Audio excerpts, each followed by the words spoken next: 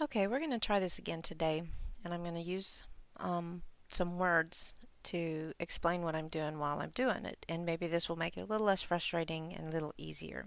So right now you should have your step-by-step guide and have it where you can see it.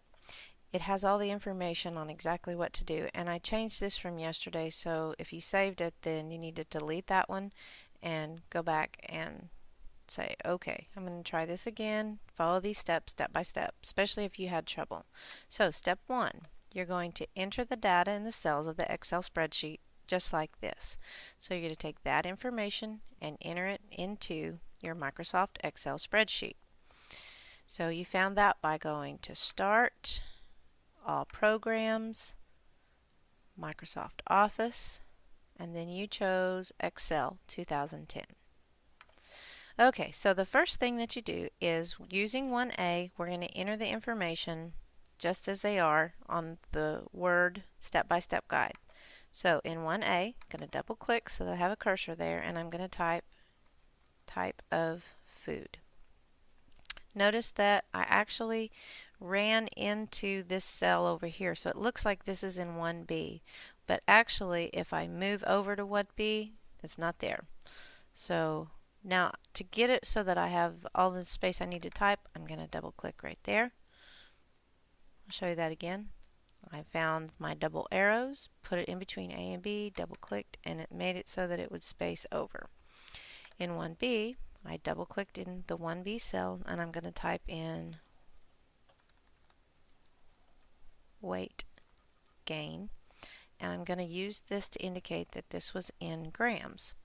Notice that I went into the 1C cell, so in order to get it so that it's just filling this space that I want it to, I'm going to move my cursor up in between the B and C, get the double arrows, double click, and it's going to give me the appropriate amount. Now I can also manually do it and adjust it that way, but that double click makes it to where it's exactly perfectly proportioned.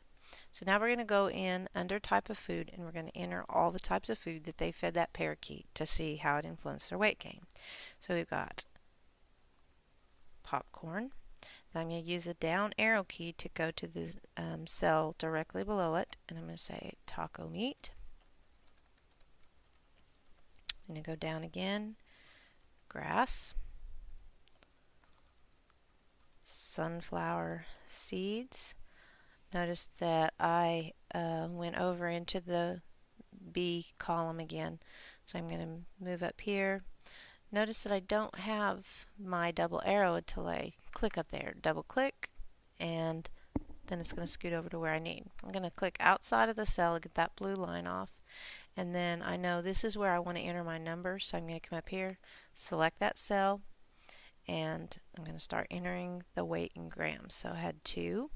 Use my down arrow key, 0.5, down arrow key 1, down arrow key 5. I'm going to come out and select outside of that cell so that I can look at it and say, okay, so this is the information that I want to put into a graph. So to do that, I'm going to take this plus, I'm going to put it in the farthest point of the 1A, and hold down my left click on my mouse and drag until I have all the cells highlighted in that baby blue color.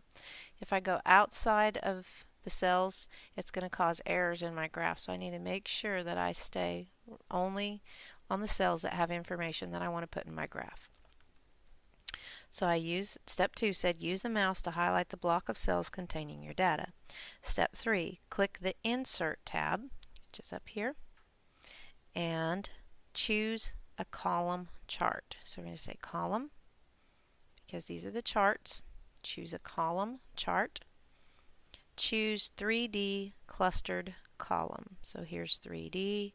Here is, if I hold my mouse over it, it's going to say 3D clustered column. I'm going to select that.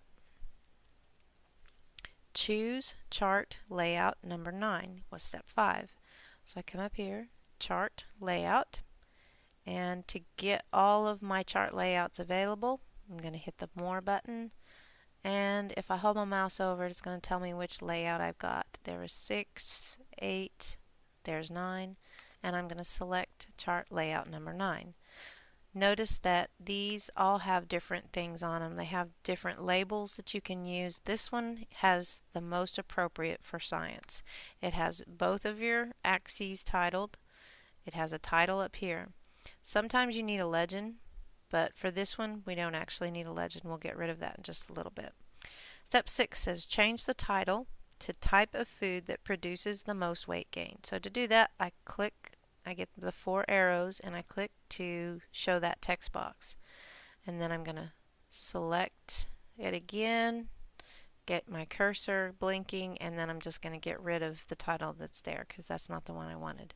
I'm going to put in type of food that produces the most weight gain. Notice that I used capital letters for the words just like I would in a title of a book. I'm going to change my axis title over here to tell what these numbers represent, which is weight gain in grams. So I'm going to click once and then click until my cursor shows up. Backspace to get rid of what's there and put in weight gain. And then I'm going to use this little grams. Same thing for this title. Click to get my cursor, get rid of this, and this is type of food.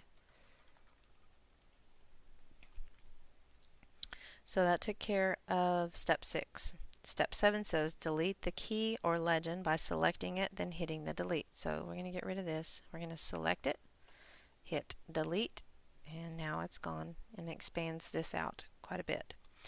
Step 8 says if you want to change the location and make the graph a full page, select Move Chart Location and then choose New Sheet and OK. Up here is Move Chart Location.